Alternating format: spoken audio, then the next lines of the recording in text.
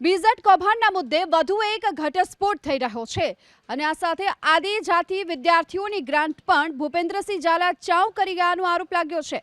BZ ગ્રુપે Growmore group of institution campus ખરીદ્યું હતું, જેનું નામ બદલી અને બીઝેડ ગ્લોબલ એજ્યુકેશન કેમ્પસ કરાયું।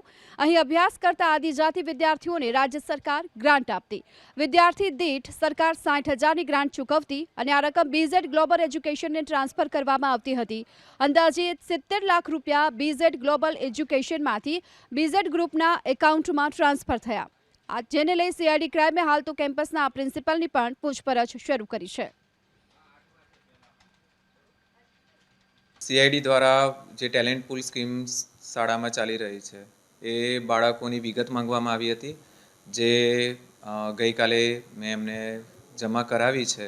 એમાં બાળકોના કેટલી સંખ્યા અને અત્યારથી જે આ સ્કીમ ચાલુ હતી એ વિશેની કેટલીક માહિતીઓ એમને માગી હતી, જે જમા કરાવવા ગયા હતા। એટલે આમાં સરકારશ્રી દ્વારા જે બાળકો દર વર્ષે અલગ અલગ સંખ્યામાં ફાળવવામાં આવતા હતા અને ઘણા વર્ષોથી ચાલતી હતી આ સ્કીમ, અને એમાં કોઈ ફિક્સ આંકડો નથી હોતો।